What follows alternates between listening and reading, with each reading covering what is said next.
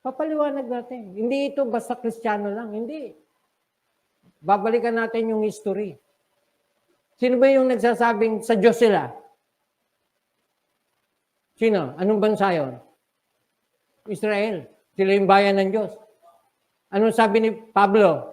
Hindi porket Israel, Israel nga. O, yun. Hindi porket bayan ka ng Israel, anak ka na ng Diyos. Kasi hindi lahat sumasampalataya. Kaya hindi lahat namumunga. So, sino yung ilalaglag? Yung hindi namunga. Bakit hindi namunga? Walang pananampalataya. Hindi, nakakabit eh. Paano sila nakakabit? Bayan. Tuli. Kaya sabi ni Pablo sa Roma, hindi porket natuli, Israel. Kasi ano yung tunay na tuli? Spiritual. Sa puso. O, pananampalataya. Kasi kaya walang bunga, walang pananampalataya. Kasi by their fruits, you shall know them. Take note. Sino yung tunay na Kristiyano? Yung namumunga. Yung may bunga. Hindi puro bunganga. Kasi maraming sasabi, Kristiyano sila. Ako, Christian ako. Praise God. Hallelujah. Praise the Lord. And yet, yung buhay, masahol pa sa mundo. Pag pinagtabi mo yung dalawang marites, mas masahol pa siya. Tama. And yet, sabi niya, Kristiyano ako. Di nga.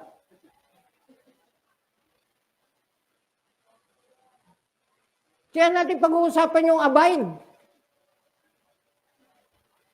Nasaan ka na ba? Ano na nga ba? Kung tatanungin ko kung sino yung kayakap mo, Panginoon ba? Kung sino yung kinakapitan mo, Panginoon ba? Bakit ganun? Tuwing may problema ka, Bombay ang hanap mo.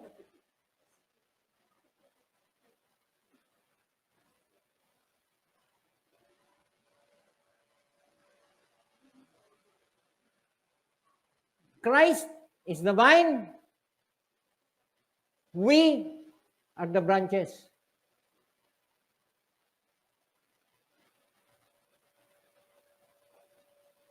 Yung sinabi dun sa as the branch, verse 4, cannot bear fruit of itself except it abide in the vine. No more can ye except you abide in me. Kaya napakahalagang katangian yung pag-a-abide. Sino yung mag-a-abide? Yung tunay na Christian. Kasi yung nagpapanggap, isang example pa pala, yung branch na nakakabit, na puputulin, si Judas. Kasama sa 12.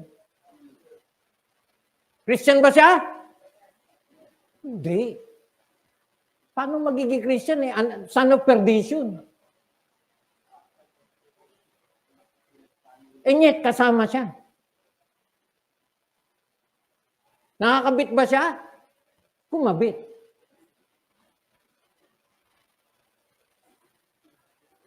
Tinanggal ba siya? Kusa siyang umalis. In fact, kaya siya nagpakamatay.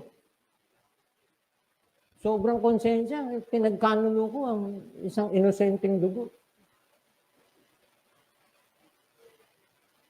Ito na. Kaya napakahalaga na ma-check natin kung born again tayo, na talagang naranasan natin ang ikalawang kapanganakan. Kasi may sinabi sa verse 3. Pakitingnan yung verse 3. Now you are clean through the word which I have spoken unto you. Paano tayo nalinis? Balikan natin. Paano nga ba tayo nalinis? Nung nakapakinig tayong salita ng Diyos, nalaman nating makasalanan tayo, ano ang naging resulta sa atin nung malaman nating makasalanan tayo? Humingi tayo ng tawad. Kaya nga hindi po pwede na maging Christian ka na naglulublog ka pa rin sa kasalanan. Hindi pwede. Kasi meron kang hiningi ng tawad. Ano yun? Hello? Kristiyano ka, nalaglag ka sa kasalanan. Every time may preaching, every time mag-aaral ka, dinuduro ka ng salita na nababasa mo, napag-aaralan mo, nakukonvict ka. Hindi titigil ang Holy Spirit sa kakukonvict sa'yo hanggat hindi mo ina-utter yung mga pananalitang patawad. Hello? Yan yung palagi ko sinasabi, baka may kasalanan kang hawak-hawak, may kasalanan kang yakap-yakap na dapat mong bitawan, and yet ayaw mo.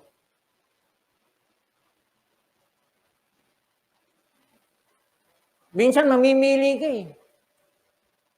Pero obviously, may mga tao na nakapili na. Hindi na magbabago. Bakit? Ito gusto ko eh, pakialam mo. Kaya yung dialogue na, huwag niyong pakialaman, diyan siya maligaya eh. Hello?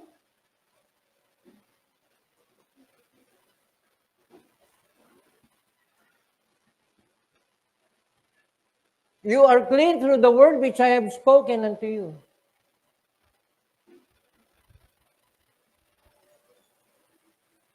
Balikan ko itong nasa introduction ha. Sadya kong hindi mo natatalakayin, mamaya ko, punta muna natin. Abide. The first part ng ating pag-aaral, andi dito na, point 1 na to. Its implication. What does it mean? Abide. Sa International Standard Bible Encyclopedia, sinasite ko yung reference para malaman nyo na ni-research natin to at pinag-aralan ito. The word abide is an Old English signifying progressively to await. So to abide is to await. Ano sa Tagalog ang await? Ha? Mag-antabay. Maghintay. To await.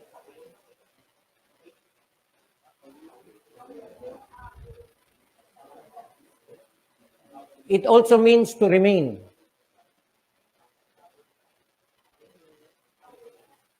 To remain. Await. Await. A-W-A-I-T. Await. Hindi awake.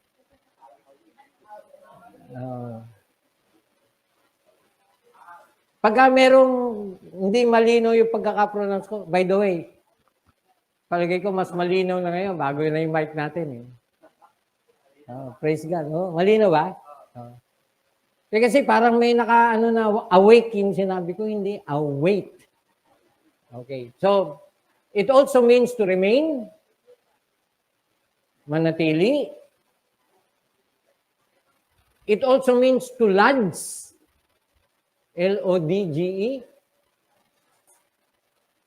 By the way, yung salitang abide is relative to the word abode. Kaya, lodge. Mamaya, may gagamitin akong paliwanag dyan. Alam nyo ba na kaya tayo mananatili? Kasi merong nananatili sa atin. Kaya kung tunay kang Christian, hindi ka tatantanan ng Lord. Bakit? Nandiyan siya. Hello? Isang proof na Christian ka kasi hindi ka tinitigilan ng Lord.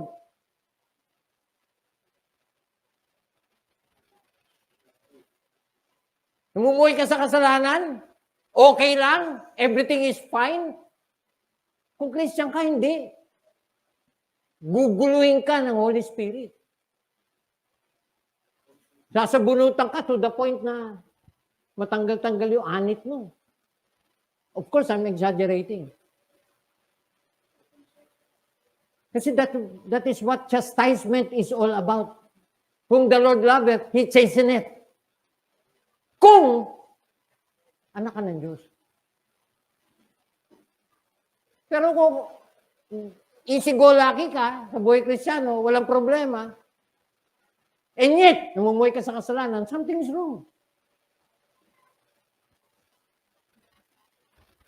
So, to lodge, to sojourn, to dwell, ito yung dalawa, very familiar sa atin. To continue, to endure. Kuha? Kaya, he that endureth to the end, sila na yung masisave. So, sino yung masisave? Yung nag-a-abide.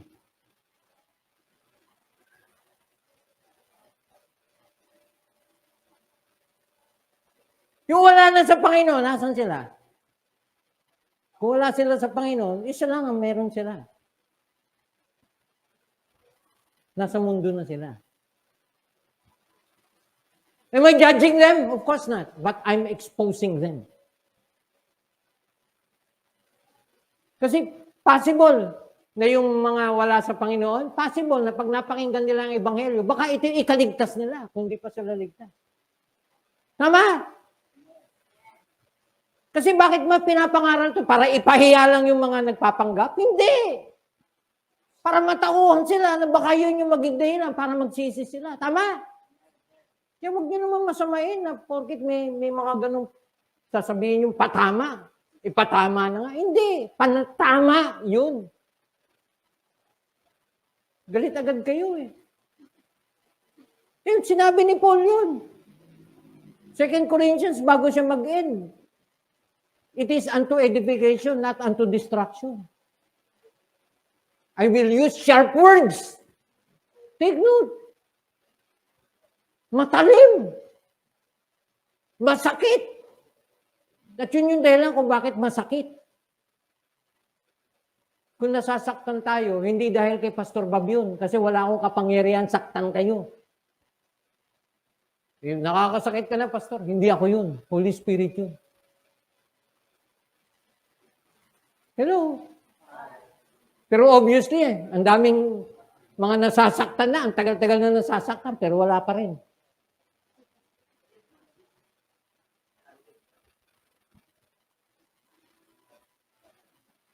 Hindi ako nagtataka kasi sa tribulation period, nasusunog sila dahil sa init ng araw. And yet, di pa rin sila nagsisisi. Hindi pa rin.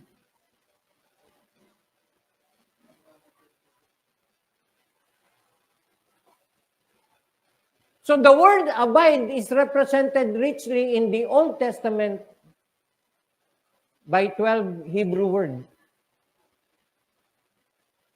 So, in the New Testament, by as many Greek words.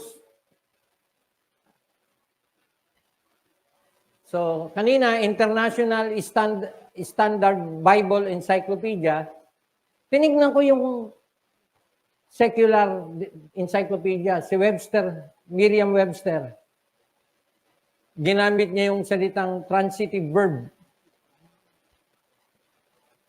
The word abide. Tapos sabi niya, also, yung abide, also, abode. So, pwedeng gamitin side by side yung salitang abide and abode. Kasi if you abide, you have made your abode. Ano ba yung abode? John chapter 14. Yan yung mansion na binabanggit. In my Father's house are many mansions.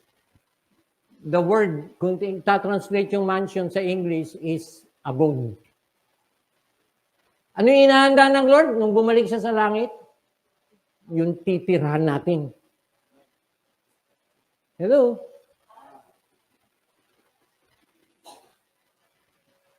Kasama ka ba ron?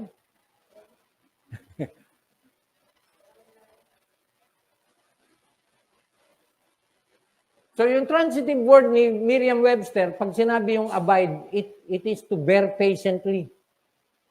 To bear patiently, to endure without yielding, to wait for, to accept without objection. Yun yung abide. So, ano? Intransitive verb, sabi ni Merriam-Webster, yung abide is to remain, to be stable or fixed, to continue in a place. Tapos kinuha ko yung mga synonyms niya, yung salitang abide. It means to dwell, to remain, to stick around. Huwag kang lumayo. Diyan ka lang. To hang around. Hindi naman dahil tambay tayo. Hindi, pero ibig sabihin, huwag kang aalis. To stay, to tarry. O, ito yung mga familiar na words. Synonym. To continue, to last, to endure, to persist.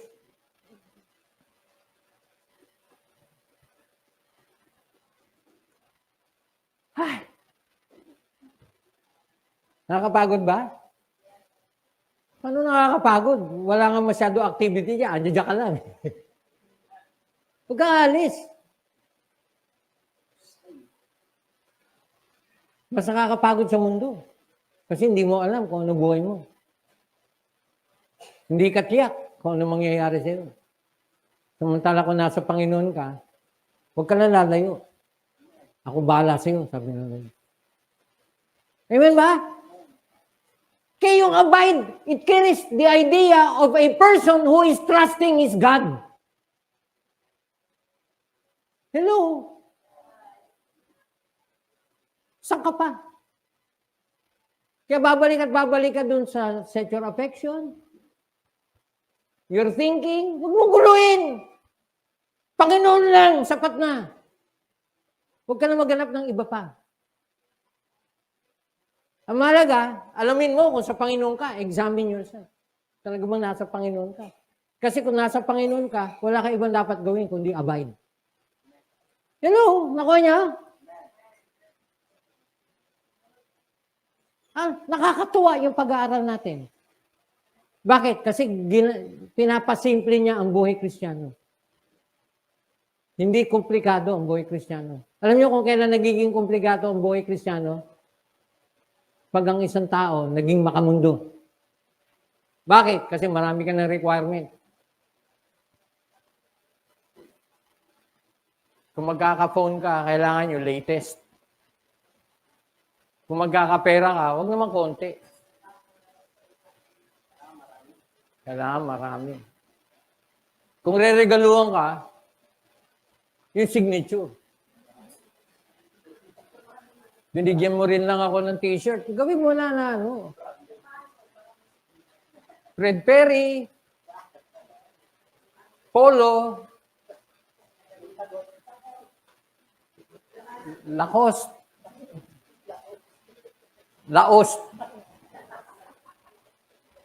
So, tingnan yung John 15, verse 4. Look at verse 4.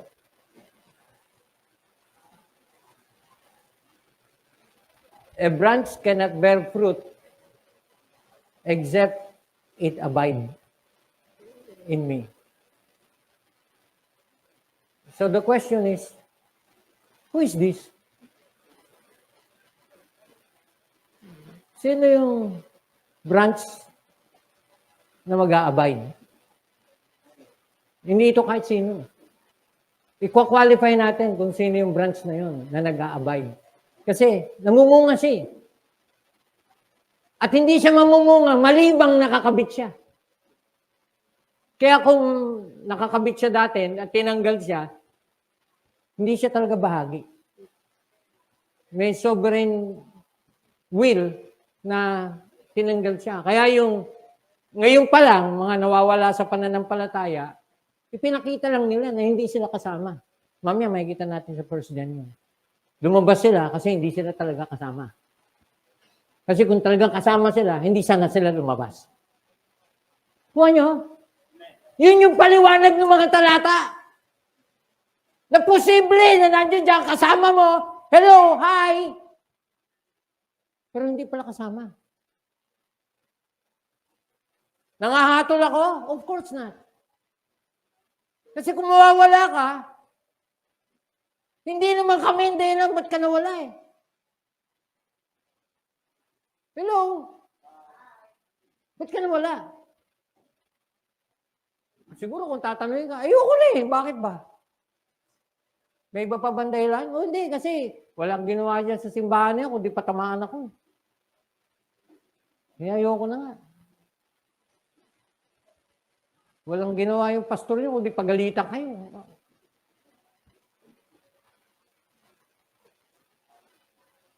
Alam niyo, siguro sabihin niyo, OA ako, pero sa akin kasi, nung pinag-aaralan ko, ganun ang dating. Wow! Kasi kung hindi ganun ang dating, matatauhan ka kaya? Yun na nga eh, ganun na nga dating eh. Ang daming hindi pa rin natatao. Wala, ganun pa rin, as usual. Walang nabago.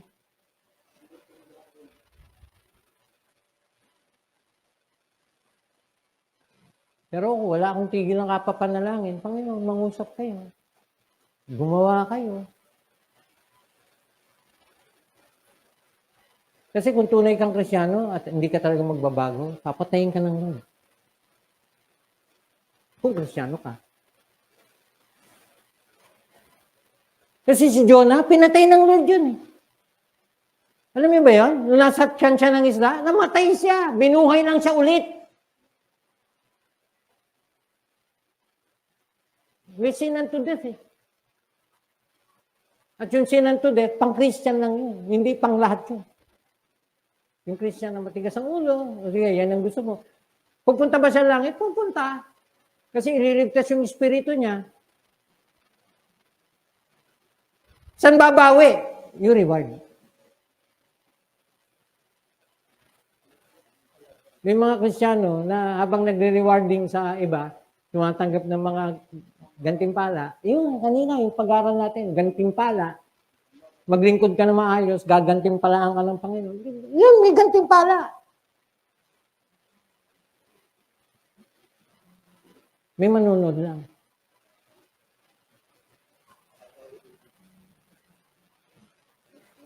Pasalamat ka, pumasok pa ng langit. Yun yung biyaya. Kasi pwedeng hindi na. Tama.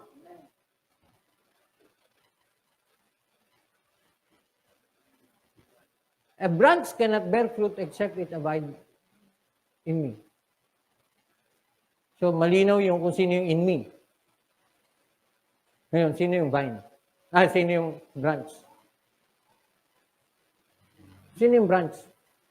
Look at chapter 14, verse 16. Chapter 14, verse 16. Sino yung branch? Those who have the Holy Spirit abiding in Him.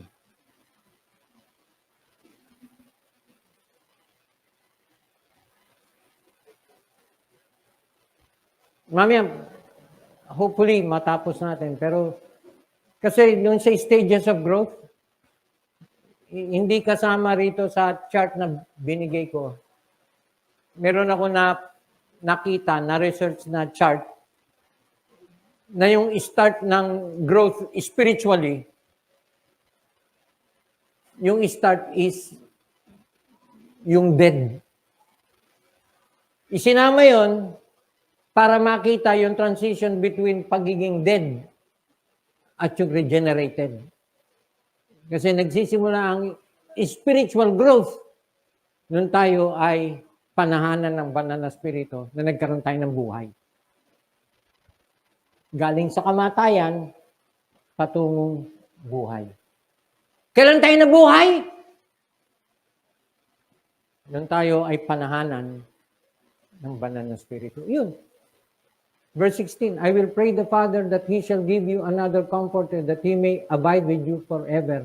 Verse 17, even the Spirit of truth, which the world cannot receive, because it seeth Him not, neither knoweth Him. But you know Him. Why? Because He dwelleth, He abideth with you, and shall be in you. So, sino yung branch na mamumunga? Yung buhay na branch na nakakabit. Sino siya? Yung may banal na Espiritu.